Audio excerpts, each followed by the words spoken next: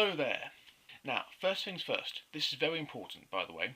Throughout the course of this video, in the parts of it which are set here in the now, and not in the parts which are essentially the flashbacks, right? I want you to please, if you possibly could, ignore this on top of my head, okay? The hair, I don't know why it's turned into a massively naff, cheap imitation hipster sort of wavy thingy here. I don't know why it's happened. It just sort of has of its own accord, supernaturally, I suppose, which would be fitting, really. But it's the way it is, and I can't really stop it, so try to ignore it if you possibly can. Please, is that okay? Thank you. And secondly, a couple of days ago, on Thursday the 16th of February, yes, this is February, me and my colleague Liz went into Cardiff to go and see The Woman in Black at the cinema. Now, prior to seeing the film, I've experienced pretty much every possible incarnation of The Woman in Black that there has been, because I've read the book by Susan Hill, and I've listened to the audiobook of the book by Susan Hill, and I've seen the play adapted by Stephen Mallatrat at the Fortune Theatre in 2008 as part of a drama school trip thing, and I've read the play of the book by Susan Hill, and watched the ITV movie that they did in the 80s, which is pretty dated now and shows the Woman in Black in too much detail, but still, it's part of its history. So, I'm pretty much very well enamoured with The Woman in Black in all its varied many forms, except for the radio adaptations. I've never gotten around to listening to what they're like, but still, almost every incarnation and media outlet of The Woman in Black is something that I've experienced. And I wanted to see the film for sort of personal reasons, because after I saw the play in 2008, I became really enamoured and quasi-obsessed with it, and I thought maybe that I could someday do my own film adaptation of The Woman in Black. So, while I was still in school, I started writing my own screenplay adaptation, and from late 2008 into early 2009, I wrote about half of the story, converted the book and the play into a screenplay form, and had to stop because exams were happening and stuff like that. And then I never got around to finishing it, and then in 2010 they released the news that the newly resurrected Hammer Studios were producing a Woman in Black film adaptation, and I got quite peed off with that. But, you know, it's a couple of years later and I'm over it for many reasons, so I wanted to see the film to see what they did with it and how well they did, and if it bettered my adaptation if I'd ever gotten around to doing it. So we now go back to that day that me and Liz saw it. So, of course, I didn't shoot me watching the film because that would have been illegal. So here's some outside images to, you know, give a sense of time passing. Okay, so here goes.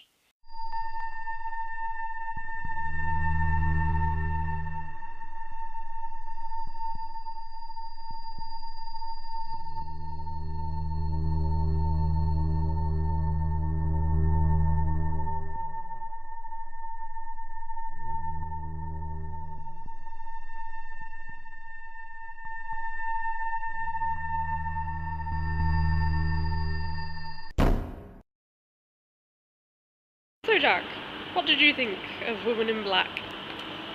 Well,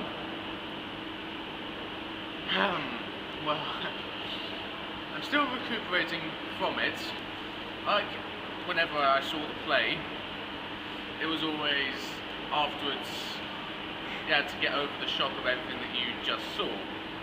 I know that behind the camera you're laughing there because you don't agree with me, but with me and everyone else that saw the play, and I'm betting most people that saw the film just like minutes ago, it was a fucking scary experience. I mean, you know as well as I do that there's a certain point in it which was so scary to me that it made me fall down a quiver in my seat. Literally going, yeah, about that. Funnily enough, when I got back home and read the Empire review of The Woman in Black again, which I'd read about 3 times before I went to see it, there turned out to be a bit on the second page of their 2-page review which turned out to be mightily prophetic, like a bloody fortune cookie that I managed to miss out on, and would have saved me a lot of trouble if I'd noticed that it would turn out to be bloody true, right? So it says, right down here, which you can't see because this camera is shit, where it says, right here, you will likely spend a great deal of the running time cowered so far into your seat that you're virtually horizontal. How did they know? That was me. How did they know that would turn out to be me? Spooky.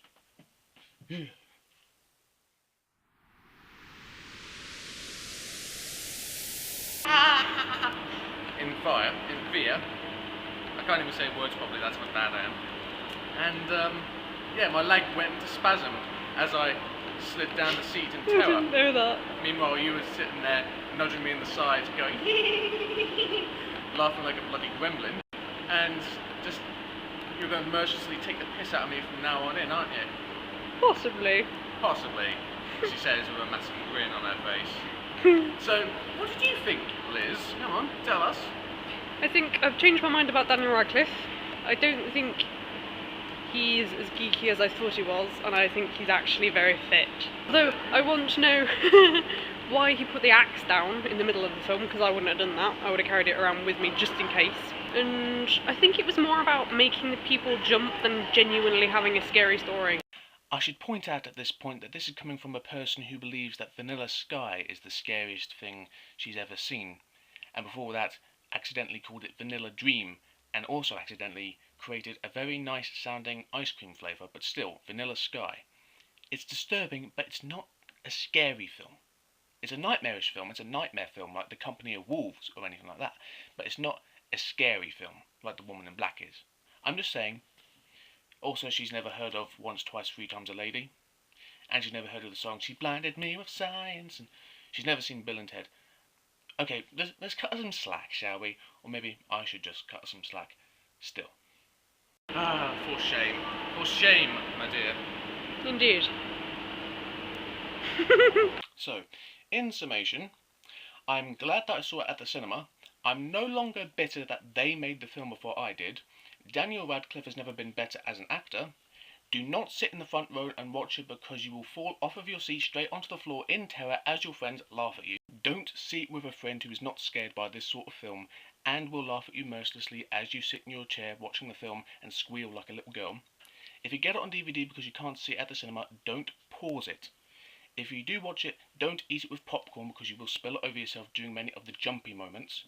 And I must stress this, really stress this, I am never, ever, ever, ever, ever, ever, ever, ever getting a rocking chair. Neither should you. No one should ever get a rocking chair or make rocking chairs ever again. Okay? Because of this? Okay? Are we clear? Good. 5 stars out of 5 or 10 out of 10 depending on your preference. And that's it, we're done. So, there we go. Oh shit. Lights have gone out. Just a sec.